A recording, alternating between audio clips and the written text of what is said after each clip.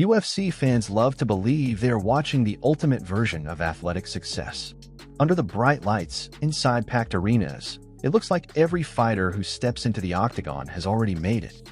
The cameras focus on walkout music, championship belts, roaring crowds, and the idea that this is the pinnacle of combat sports.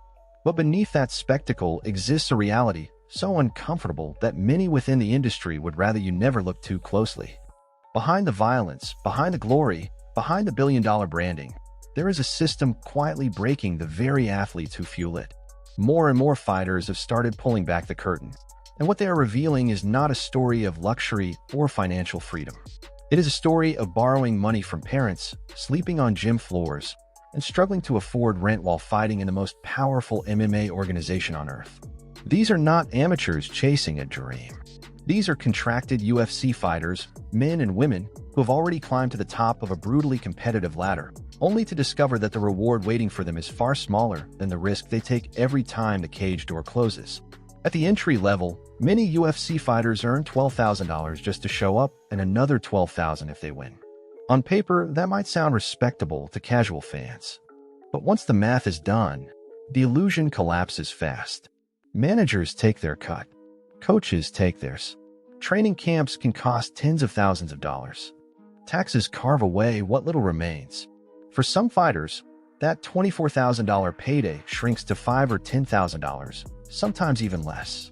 This is compensation for weeks of training, physical damage that can last a lifetime, and the constant risk of career-ending injury.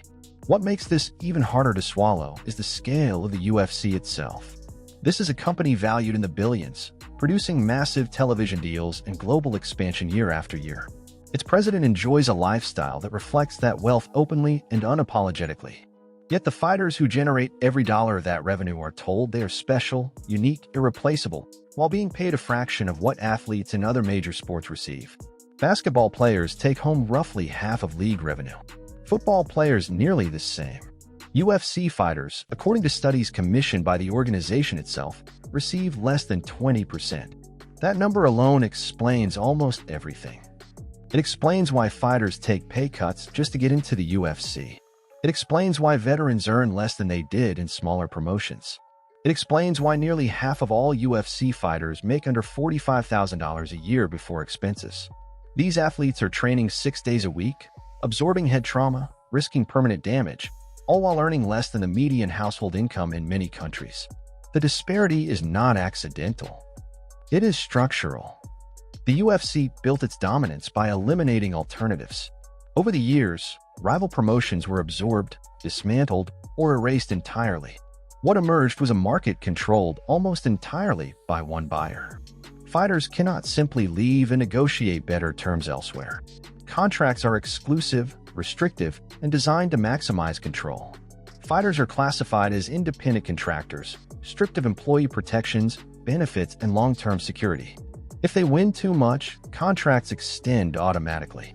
If they speak out too loudly, opportunities quietly disappear. This imbalance has consequences that go far beyond unfair paychecks.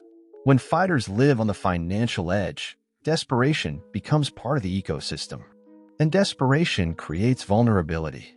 Over the past few years, the sport has been rocked by betting scandals and investigations into suspicious fight outcomes. When someone stands to win millions off a single manipulated result, and a fighter is struggling to survive on a few $1,000s, temptation enters the picture in dangerous ways. Low pay does not just hurt fighters financially. It corrodes the integrity of the sport itself. None of this is theoretical. Investigations have been launched. Gyms have been dismantled. Careers have ended. Yet even as warning signs pile up, the underlying system remains largely unchanged. Fighters who try to organize face enormous obstacles. Union efforts have failed repeatedly, blocked by legal classifications and quiet pressure.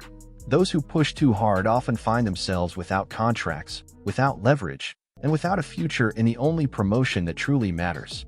In 2025, a massive antitrust settlement forced the UFC to pay hundreds of millions of dollars to fighters who argued their wages had been illegally suppressed for years.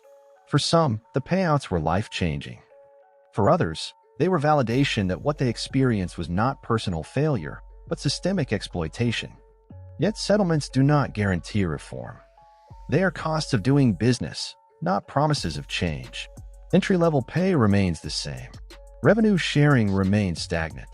Fighters are still fighting for scraps while billions flow upward.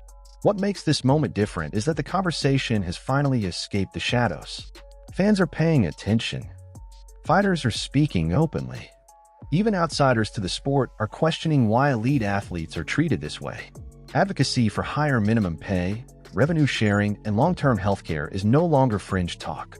It is becoming mainstream. And that shift matters, because public pressure is one of the few forces powerful enough to challenge a system this entrenched. At its core, this story is not about executives or headlines. It is about fighters who win on Saturday night and still worry about Monday morning bills. It is about veterans who leave the sport with damaged bodies and no safety net. It is about young prospects sleeping in gyms because chasing greatness meant sacrificing stability. These are real people, making real sacrifices for entertainment consumed in seconds. The UFC stands at a defining crossroads. It can continue extracting maximum value while giving the minimum in return, or it can recognize that its success was built on human bodies, human pain, and human ambition. Fair pay is not charity. It is acknowledgement. It is respect. And until that changes, every highlight reel carries a cost that fans can no longer afford to ignore.